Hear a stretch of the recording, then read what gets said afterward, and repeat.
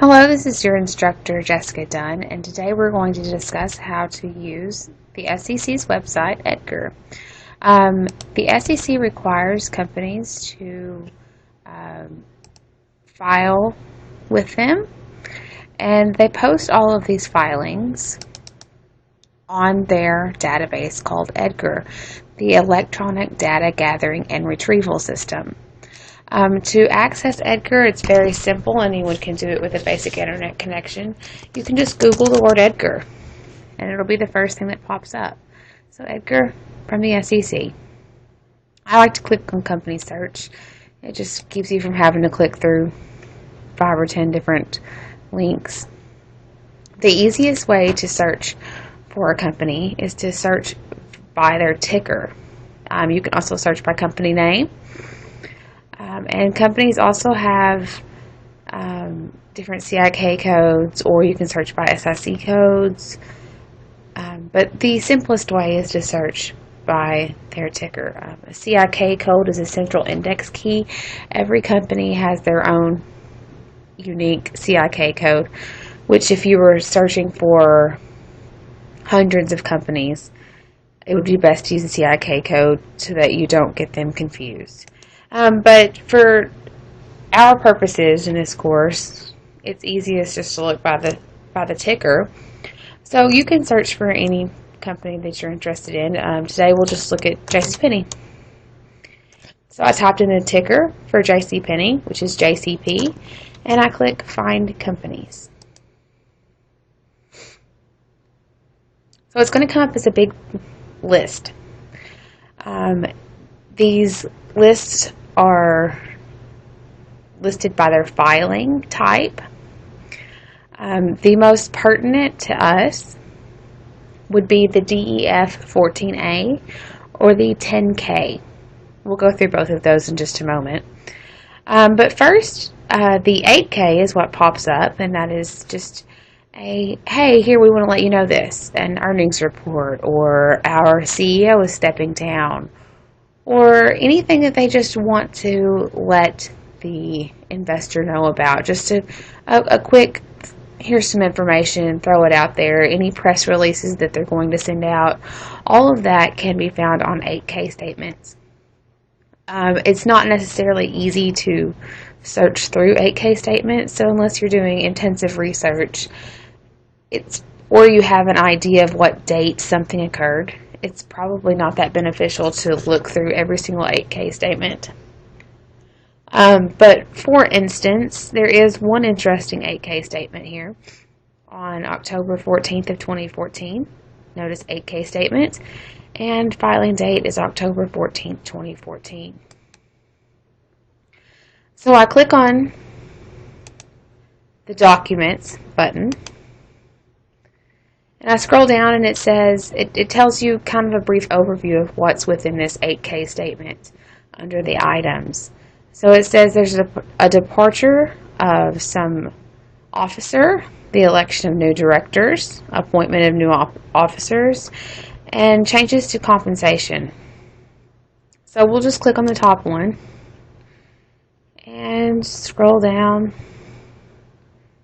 And here we find that effective November 1st, 2014, JCPenney has elected Marvin Ellison as the new president and CEO beginning August 1st, 2015.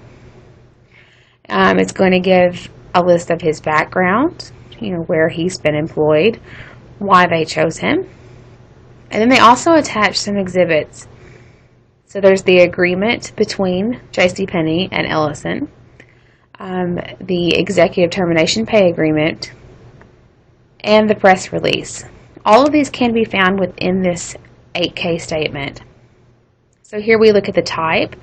10.1, this is the offer. So here you see that JCPenney is offering Ellison $1.3 million annual salary to be the CEO. It's going to tell about his potential bonuses. He has a maximum bonus opportunity of $3.9 million, 300% of his base salary. And he's going to receive a signing bonus of $4.14 million.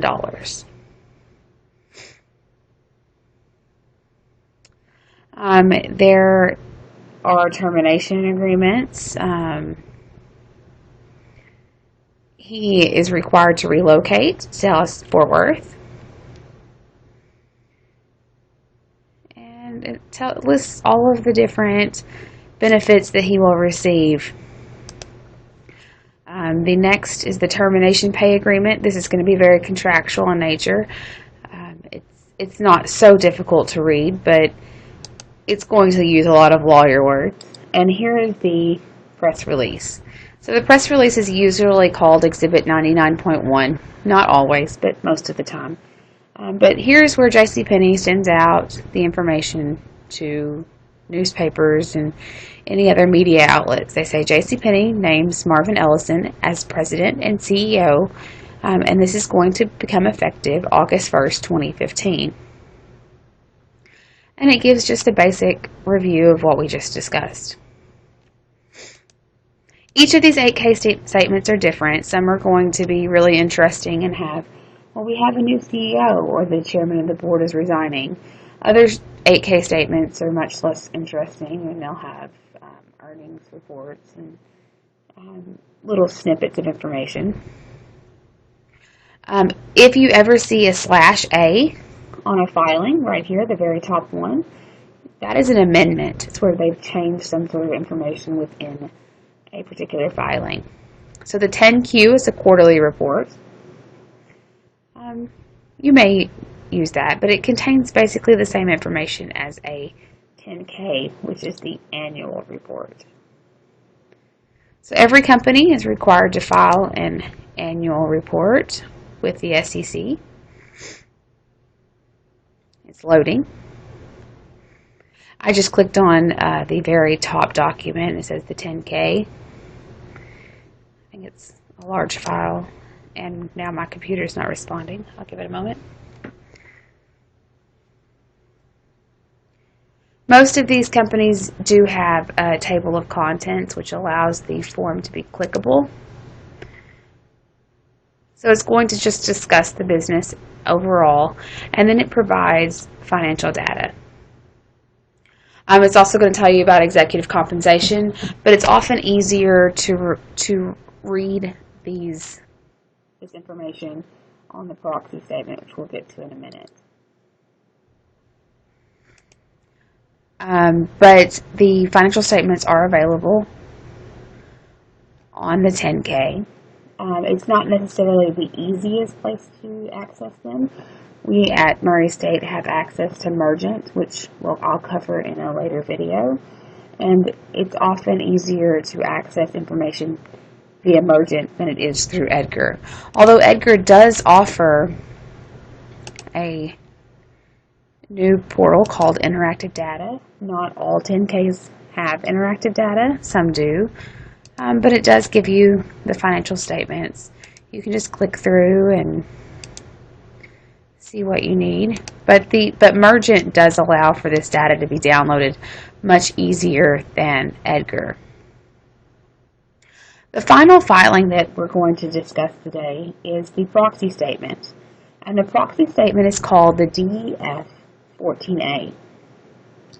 If you are logging on to Edgar, you can search for filing type. So if you typed in DEF 14A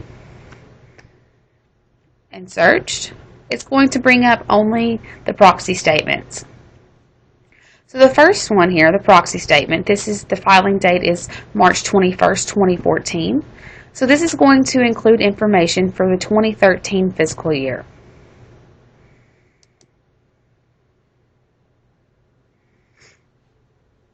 So I've simply clicked on the proxy statement link.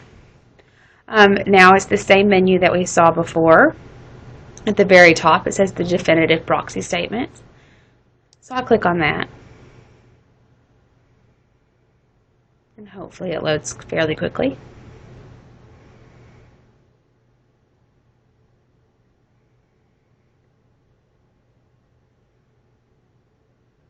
Typically it does not take this long for proxy statements to download. But again, the proxy statement here is clickable through the table of contents which allows for much easier maneuvering. So the very first thing you'll see is that they're going to discuss the annual meeting. And so the annual meeting is, let's see, going to be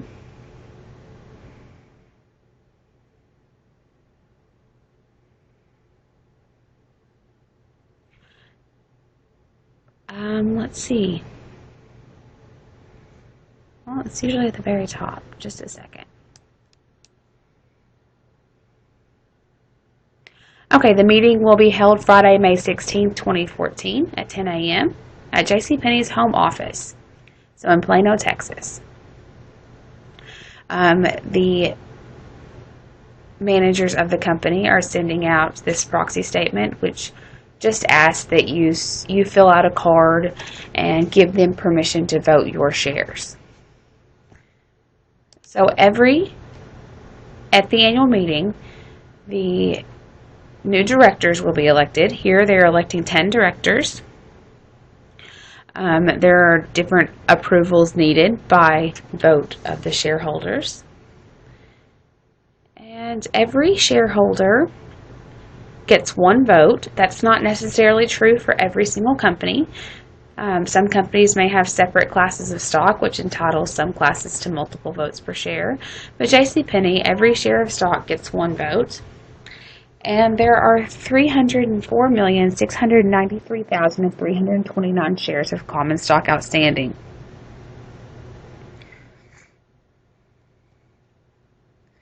So we can continue to look through the proxy statement. There's tons of interesting information here.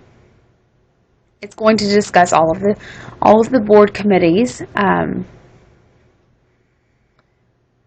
The next interesting thing that we'll see is the beneficial ownership. I'm picking out the most interesting things. Every company is required to report the ownership of anyone owning greater than 5% of the company's outstanding stock, and of their directors and the named executive officers. So you see here that BlackRock owns roughly 8% of JCPenney stock. State Street Corporation owns 6.82%, and Vanguard owns 5% of the shares of JCPenney stock. Each of the directors are also listed here, and you can see how much they own and their percentage ownership. So let's see, for example, Colleen Barrett owns 41,587 shares of stock. That's not enough shares of stock to actually represent a percentage. So it's going to be 0.005%. It's not enough to be reported, so there's a star here. The named executive officers, they also report their ownership. The most notable here is Ronald Johnson, the former CEO. He owns 8.15 million shares of stock, which represents 2.61% of the company. Collectively, all directors and executives own 1.93 million shares of stock. They did exclude, here if you look at the footnote, they excluded the shares of Mr. Johnson, Kramer, and Sweeney because they are no longer executive officers. They've retired or resigned since the beginning of this fiscal year.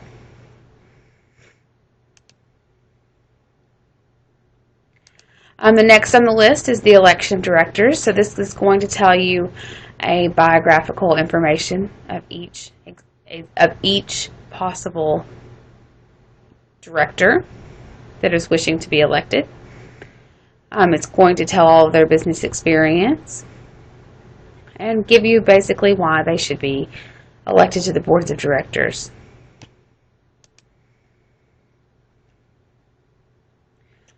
The item that you will find probably most interesting is the summary compensation table. The summary compensation table tells how much each executive officer is being paid. So here you see Mr. Ullman, he joined the company on April 8th, 2013 as the CEO, and for this year, he was paid $810,000. He did receive other compensation of $1.582 million. And if you look at the footnote associated with that, footnote 5, we'll see what that adds up to. He was given benefits under Director's Matching Fund. He was also allowed $913,000 for his personal use of the company airplane. If we look at the former CEO, who left at the beginning of 2013, last year he was paid $1.5 million, and he received $388,000 in other compensation, which we look at footnote 17. It's all things that are related to savings plans, and let's see, he got $30,000 for his home security. Personal use of aircraft is tallied to $344,000.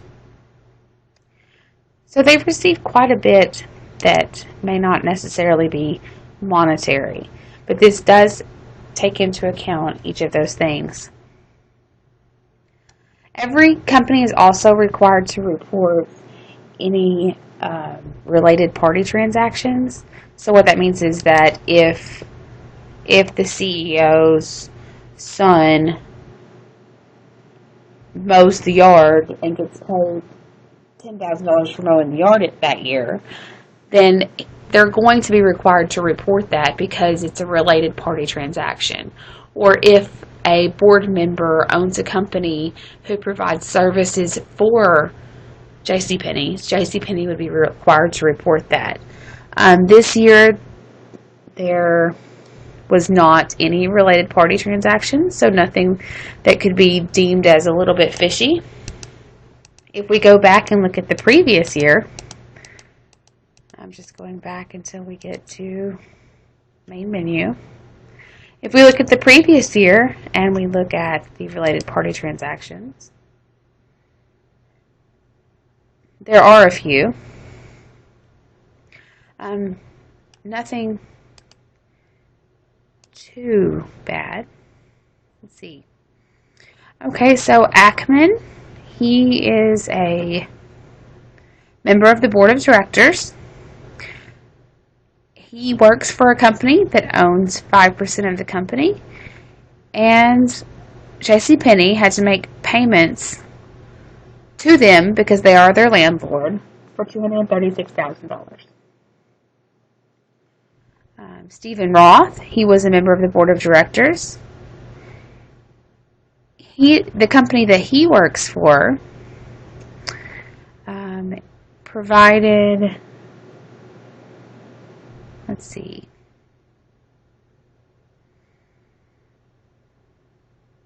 JCPenney had to pay his company $14.3 million for similar things. They rented property from them. So it's going to tell each of these things because they don't want there to be the appearance of anything not above the water. But I hope this gives you a brief overview of Edgar. It's amazing the amount of information that you can find. In fact, this is how I wrote my entire dissertation, going through many hundreds of filings and picking out information and using it in research. So you can use this quite a bit, and you can incorporate it into your research paper.